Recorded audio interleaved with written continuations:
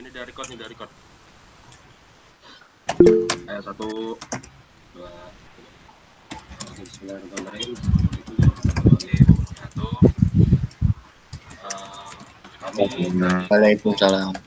Kami dari Waalaikumsalam. kelompok 7 ingin membahas dan mempresentasikan materi yang sudah kami buat berjudul organisasi dan politik profesi. Pada kelompok 7 ini beranggotakan 2 orang, yaitu saya sendiri, Cesta Arifin Putra Rahmat, dan juga teman saya, Gilang Kumala Haji Saputra. Next. Oke, untuk latar belakangnya, dalam dunia profesional, organisasi memainkan peran penting sebagai wadah bagi individu untuk berkolaborasi dan mencapai tujuan bersama. Organisasi tidak hanya sekedar tempat berkumpul sekelompok orang, tetapi juga merupakan sistem terstruktur dengan pembagian peran dan tanggung jawab yang jelas. Struktur ini memungkinkan organisasi untuk bekerja secara efektif dan efisien dalam menghadapi berbagai tantangan. Next. Baik, langsung masuk ke pengertian dari organisasi. Organisasi itu berasal dari kata organon dalam bahasa Yunani yang berarti alat. Definisi organisasi terlalu banyak dikemukakan oleh para ahli, baik dari dalam maupun luar negeri. Secara garis besar, pengertian organisasi adalah suatu kelompok terdiri atas 2 atau lebih orang yang saling bekerjasama untuk mencapai tujuan tertentu secara bersama. Dalam kamus besar bahasa Indonesia KBBI, organisasi adalah suatu kesatuan yang terdiri atas orang-orang dalam satu kumpulan untuk mencapai tujuan bersama. Contohnya seperti sekelompok orang bekerja sama, layaknya asosiasi hubungan sama serikat pekerja atau perusahaan. Next. Dan juga ada karakteristik dari organisasi. Yang pertama, memiliki tujuan yang utuh. Untuk mencapai tujuan, kita memerlukan keuntungan, berbagi, membangun, bertahan hidup, survive, memberikan manfaat kepada orang lain atau benefit. Yang kedua, ada terdiri dari sekumpulan orang. Organisasi terdiri dari sekumpulan orang. Apabila hanya seseorang yang bekerja, tujuan akan semakin cepat. Karenanya setiap anggota dalam organisasi harus bekerja sama guna meraih tujuan tersebut. Dan yang ketiga, ada memiliki struktur tersusun dan cermat. Struktur tersusun dan cermat sangat diperlukan oleh sebuah organisasi. Untuk itu, organisasi harus bekerja juga sesuai dengan struktur yang telah ditentukan. Next. Dan selanjutnya ada fungsi organisasi. Yang pertama ada koordinasi, mengelola aktivitas individu. Dan yang kedua ada efisiensi, mengoptimalkan sumber daya. Yang ketiga ada pengembangan karir, memberikan pelatihan. Dan yang keempat ada penyelesaian masalah, mengelola konflik melalui solusi berbasis tim. Next. Selanjutnya ada jenis-jenis organisasi. Yang pertama ada organisasi bisnis. Organisasi bisnis berorientasi pada keuntungan, misalnya perusahaan. Dan yang kedua ada organisasi sosial. Biasanya fokus pada pelayanan masyarakat, seperti LSM. Yang ketiga ada organisasi pemerintah, bertujuan memberikan pelayanan publik seperti kementerian. Yang keempat ada organisasi internasional, melibatkan kerjasama lintas negara seperti WHO atau PBB. Oke, untuk slide selanjutnya bisa dibacakan oleh Gilang Kumala Haji Saputra. Untuk Gilang, dipersilakan. Pengertian kode etik profesi. Kode etik terdiri dari 2 kata, yakni kode dan etik. Kode artinya tanda yang disertai maksud atau makna tertentu dan disepakati bersama. Etik berasal dari bahasa Yunani, yakni ethos, artinya watak, cara hidup, dan adab. Dari 2 pengertian tersebut, Anda dapat menyimpulkan bahwa kode etik berarti tanda yang mengatur adab dalam bekerja dan setelah disepakati bersama. Dalam Kamus Besar Bahasa Indonesia juga mencatat pengertian kode etik sebagai norma dan asas yang diterima oleh kelompok tertentu sebagai landasan tingkah laku. Sementara itu, kode etik profesi merupakan rangkaian peraturan yang berisi apa yang boleh dan tidak boleh dilakukan oleh seseorang dalam menjalankan profesinya. Kode etik profesi menjaga lingkungan kerja agar tetap profesional lantaran pekerja lebih disiplin dalam menunaikan kewajibannya. Pelanggaran terhadap kode etik profesi akan berujung pada pemberian sanksi ringan, keras, bahkan pemecatan. Prinsip kode etika dan profesi. Prinsip tanggung jawab. Yang pertama ada prinsip tanggung jawab. Kode etik dirancang agar pelaku profesi bertanggung jawab terhadap setiap pekerjaan yang ditugaskan. 2. Prinsip keadilan. Kode etik sama seperti peraturan karena dibuat berdasarkan prinsip keadilan. 3. Prinsip otonomi. Dasar dari prinsip ini adalah pekerja mampu berpikir dan membuat keputusan sendiri layaknya orang dewasa. 4. Prinsip kejujuran. Kejujuran atau integritas pun merupakan prinsip utama dalam kode etik. Setiap pekerja harus jujur dalam menjalankan profesinya. Kejujuran berguna untuk menjaga nama baik serta memperoleh dan menjaga kepercayaan dari banyak orang. Fungsi kode etik dan profesi. Banyak sekali fungsi kode etik dalam menjalankan sebuah pekerjaan. Kode etik memiliki 4 fungsi, yaitu 1. Bentuk kontrol sosial terhadap para pekerja. 2. Menghubungkan nilai dan norma dengan suatu profesi. 3. Mencegah campur tangan dari pihak eksternal yang merugikan. 4. Mencegah munculnya masalah dan konflik. Hubungan organisasi dan kode etik profesi.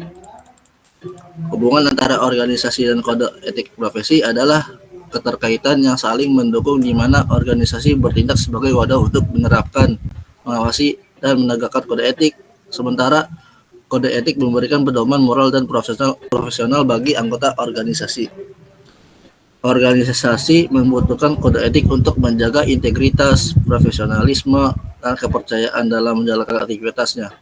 Sebaliknya, kode etik membutuhkan organisasi sebagai sarana untuk diimplementasikan dan menjadi budaya kerja. Hubungan ini membantu menciptakan lingkungan kerja yang etis, terstruktur, dan harmonis, sehingga mampu meningkatkan kinerja organisasi sekaligus melindungi hak dan kewajiban semua pihak yang terlibat. Kesimpulan, pemahaman tentang organisasi dan kode etik profesi sangat penting dalam dunia kerja, terutama untuk profesionalisme dan integritas individu dalam menjalankan tugasnya. Organisasi berfungsi sebagai wadah untuk mencapai tujuan bersama, sedangkan kode etik profesi memberikan pedoman moral dan perilaku yang mengarahkan anggota dalam menjalankan profesinya. Hubungan yang erat antara organisasi dan kode etik memastikan tercipta lingkungan kerja yang produktif, etis, dan memiliki reputasi baik di masyarakat. Kode etik tidak hanya dapat berfungsi sebagai aturan, tetapi juga sebagai budaya yang menjaga agar setiap anggota organisasi bertindak sesuai dengan standar profesional yang berlaku. Dengan pemahaman yang baik mengenai organisasi dan kode etik profesi, individu akan lebih siap menghadapi tantangan dalam dunia profesional dan dapat memberikan kontribusi positif untuk kemajuan organisasi dan masyarakat. Sekian dari kelompok kami. Jika ada yang ingin bertanya, maka bertanyalah. Saya ingin bertanya. Boleh. Bilang, Winchester. Jadi kan disinggung ya di situ tentang organisasi. Nah, apa sih manfaat dan benefit daripada organisasi tersebut kepada usaha kita atau pekerjaan kita gitu? Jadi apa manfaatnya? Gitu? Terima kasih.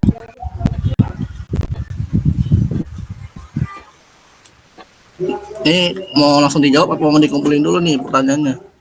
Mungkin dikumpulin dulu juga nggak apa-apa. Ya. Apa tadi pertanyaannya? Diulangi lagi. Apa manfaat atau benefit yang bakalan kita dapetin kalau misalnya kita gabung organisasi atau yang tadi disebutkan gitu, manfaat dan benefitnya? Benefit Ya. Oke, untuk Gua. pertanyaan apa? Suara kecil. Suara kecil. Ya. Sorry. Tes. Ya, masuk.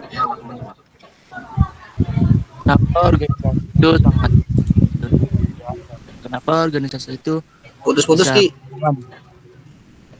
Kenapa organisasi itu bisa berhubungan dengan kode etik dan profesi?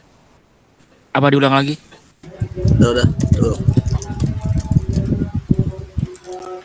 Oke. Selanjutnya Rangga Nur Ramadhani. Ya, baik. Izin bertanya. Saya ingin bertanya tentang fungsi kode etik dan profesi yang poin kedua menghubungkan nilai dan norma dengan suatu profesi. Itu saya ingin bertanya, gimana sih caranya supaya nilai dan norma itu dalam kode etik nggak cuma jadi formalitas tapi benar-benar dijalankan oleh para profesional. Terima kasih. Oke. Apa cukup jelas? Cukup jelas. Jelas jelas Rangga. Terima kasih Rangga. Oke, sama-sama. Nih boleh saya jawab berarti ya? Saya mau jawab ke pertanyaan Riyad deh. Siap. Jadi manfaat dan contoh keuntungan organisasi, misalnya benefit ya. Manfaat kalau organisasi itu macam-macam, ada kayak produktivitas meningkat, peluang inovasi terbuka, jaringan profesional meluas kayak relasi gitu. Nah, stabilitas finansial lebih baik. Nah, contoh keuntungannya tuh kayak di dalam dunia kerja tuh kayak ada pelatihan karyawan, fasilitas kesehatan. Kalau di dunia usaha tuh kayak ada akses pembiayaan, peluang kolaborasi.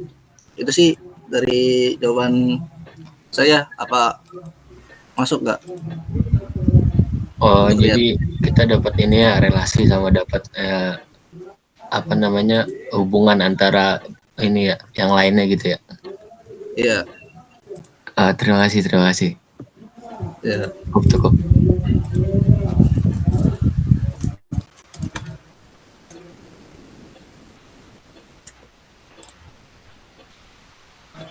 Oke, untuk pertanyaan selanjutnya mungkin saya ingin menjawab pertanyaan dari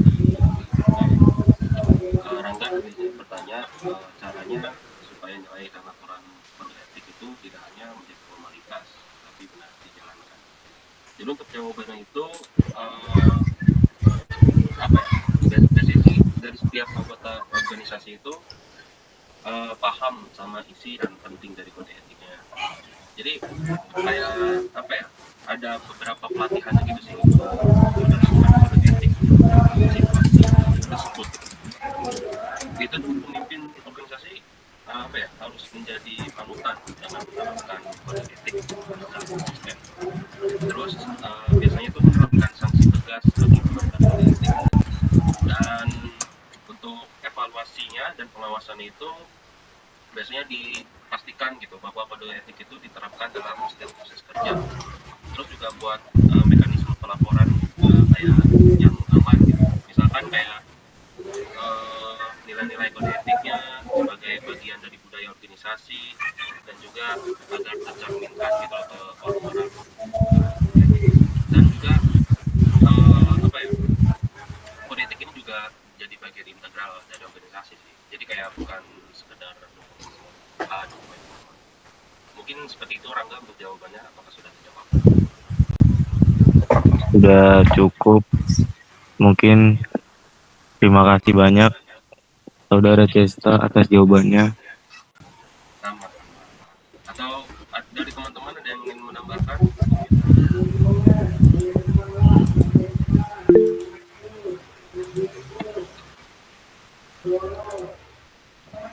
Ya, untuk Mas Hanif boleh.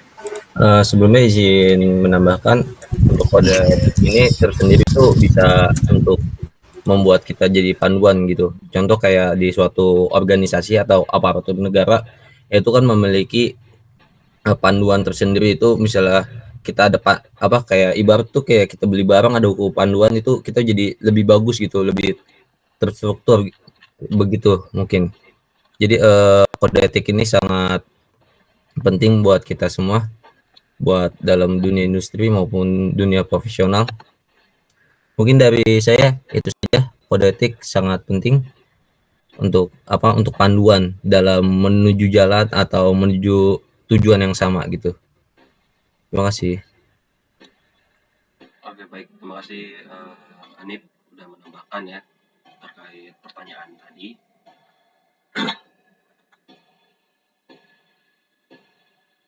Selanjutnya saya akan menjawab pertanyaan dari Saudara Riki. Iya, Gilang. Tadi pertanyaannya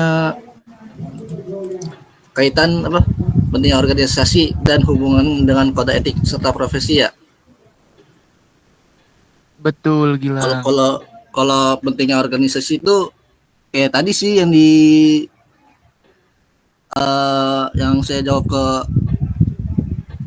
Saudara Riyad tuh, kayak dapat relasi kan, misalkan itu dari keuntungannya. Kalau pentingnya organisasi itu kayak mempermudah efisiensi, kolaborasi, pengembangan profesional dan keberlanjutan.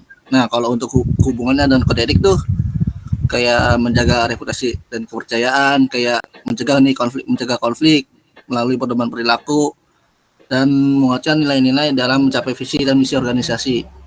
Itu saja sih dari saya. Apakah masuk? Masuk Gilang, cukup jelas. Terima kasih Saudara Gilang jawabannya. Oke, terima kasih juga.